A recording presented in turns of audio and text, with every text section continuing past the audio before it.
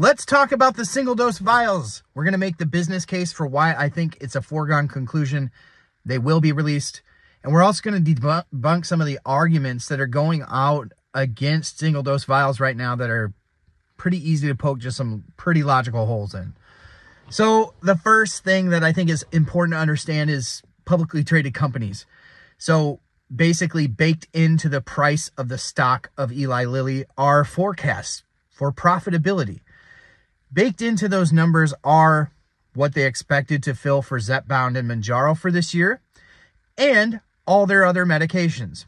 So if you want to understand the kind of pressure that Eli Lilly's under right now, it's important to understand about a little bit about the drug called donanemab.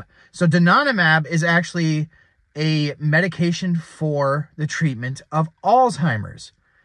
And donanemab was expected to already have FDA approval in the United States and already be on the market generating revenue for Eli Lilly this year. Those were baked into their numbers. Donanemab has yet to receive FDA approval for whatever reason, not really what we're going to cover on this video, but it is important to understand that when you think about the profitability that they've reported to their investors, this is going to put a strain on their ability to meet those benchmarks. So how do they make up for those shortcomings? Well, they definitely have to hit the mark with Zepbound and Mounjaro, right? Well, that's absolutely correct. And I think that they have outperformed on writing Zepbound scripts, so that all bodes well for their profitability through the year, and not just profitability, of course they'll be profited, but being as profitable as they anticipated, right? So we know that there's pressure on Eli Lilly right now because of the lack of donanemab's approval to compensate for that elsewhere. Now, what they cannot do is get in front of the freight train that is Zepbound and writing new prescriptions. That's why you see they've chosen to prioritize the starter doses in both Zepbound and Mounjaro to get more people on the platform. But why get more people on the platform if you don't have the next dose available for them? They have to have something in their back pocket. That takes me to my next point. Earlier this month, in fact, I think it was back in March, Eli Lilly announced that there would be a momentary kind of slowdown of the availability of Humalog. Humalog is their insulin product. And their insulin product is made in single-dose vials. So they may be multi-dose, I can't remember, but in sterile vials, right? That's the important part. So I believe they could have been altering their manufacturing of that Humalog to actually fill Zepbound or Mounjaro vials. And the reason I think that is because if you think about it, they have to be as profitable as possible, right? That's their obligation to their investors. And Humalog, they settled a lawsuit just this past year that says that they won't charge more than $35 for Humalog if you're commercially insured. So Humalog ceased to be the cash cow that it once was. So that puts financial pressure on Lilly as well. So what do? You take those vials and you fill them with a medication that actually makes the company money, right? That makes sense to me. So I believe that the shortages of Humalog, which are also made in single-dose vials, aren't an indication that they couldn't also keep up with production of Zepbound vials. I think it's an indication that they're using that capacity to make vials, because if they're going to launch this sometime soon, presumably they're already manufacturing them.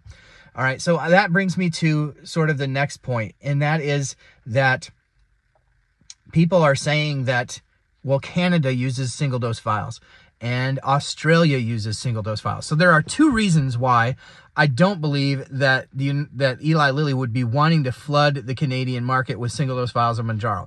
First of all you have to look at is how people responded to shortages and the price of Ozempic. Again, being the second person to the party, I talk about this a lot, being the second person to the party is oftentimes an advantage. In this case, the forerunner of Ozempic and the blockbuster of Wegovy and Ozempic showed Eli Lilly some of the things they maybe didn't want to do, like launch an excess amount of products in the Canadian market where people from the United States would ultimately flood to get the medication cheaper or just to find it in general. Right? So I believe that would be one business reason why they wouldn't flood the Canadian market with an excess amount of medication. Second of all, you have to understand that in single payer systems where the price of the medication has been negotiated, that's actually an advantage to the United States. The fact that we pay more, which none of us like, and a lot of us would like to see reform in this area in a major way, It's actually to our advantage when it comes to scarcity of not only medications, but even medical procedures. When there's scarcity, guess who gets deprioritized? The people who pay the least amount of money. So the capacity, utilizing manufacturing capacity to serve markets that don't pay as much for the medication, just there's not a strong business case to be made for that. So that would be my take on why the vials in Canada are in shortage and in Australia as well, because they pay less and Eli Lilly has tension on them right now to meet investor expectations based upon the forecast that they've set. And we've already laid out the reasons why. So that would be my argument against the Canadian and Australian argument that vials won't help. They'll definitely help. The manufacturing of vials, even though there's complexity, you can't just shift over a manufacturing line from filling pens to filling vials. You can't do any of that easily. Finding the capacity and shifting that all takes time. But I think that may be contributing to some of the shortages that we're seeing now, because I believe some of that stuff might already be happening in the works. Why hasn't Eli Lilly spoken about this? So the only reason we know about this, at least initially, was because I followed it and I broke the news because I watched the inner workings of the FDA website, the pages that nobody else pays attention to unless you're sort of in that world. And I found the single-dose vial approval. I actually called my shop because I saw it pop up the same way that Mounjaro vials popped up, and it popped up for Zepbound, and then a couple days later, sure enough, there was the paperwork. So I made videos about that, and now everybody's talking about it, right? Including the mainstream media, who has picked up this Release the Vial story. So we've been way out ahead of all this on the pen. That's why you follow this channel. So I feel like we've covered the Canadian thing and the Australian thing enough to make, okay, that makes sense, right? Makes sense that they would not get prioritized when manufacturing's already strained in the United States. And the lesson that they learned from Novo Nordisk and flooding the market with Wegovy or Ozempic and having people go up to Canada to get Ozempic. So the next thing that I hear is, well, my Eli Lilly drug rep came in and he gave us the tea. Okay. Well, historically, the drug reps don't have a lot of visibility into the manufacturing side of the company.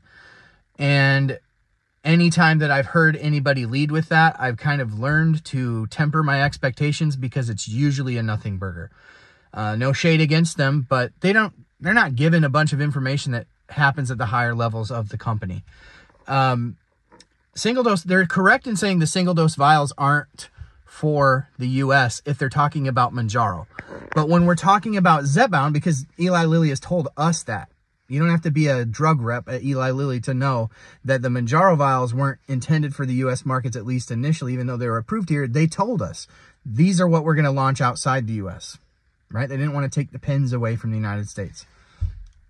And the cost of manufacturing it is much cheaper, and the ex-US markets, like we just talked about, pay a lot less for the medication. So save your margins. It's all, you can rationalize through most of this stuff, right? So the issue with the drug reps saying that it isn't for US markets, they're only talking about Mounjaro, because we've learned through Eli Lilly's C-level people on these earnings calls that Zepbound is just for the United States. Even if they get weight loss indications for tirzepatide overseas, they're not rebranding it. It's just Mounjaro. So the fact that they approved Zepbound vials in the United States tells us that would be for this market. It would be for the United States because it's not Zepbound anywhere else but here. So they put that into play with the FDA, knowing that they may have to, again, like I've said and been quoted in different articles, pull that ripcord. So from the patient perspective, we've been arguing we don't want to continue to yo-yo on doses. We don't want to have to continue to be forced to look at alternative sources for these medications. If there is a way for Eli Lilly to alleviate the shortages, they should be pulling that ripcord before it makes business sense. Like, It makes patient sense right now, so hear us. And that's what the Release the Vials campaign has been all about, getting the patient perspective out there so that we can be heard. So please continue to use the Release the Vials hashtag. I think we're making a huge difference. I appreciate you. You're the best part of this channel. Hit the like, hit the bell, hit the sub, and we'll see you on the next one.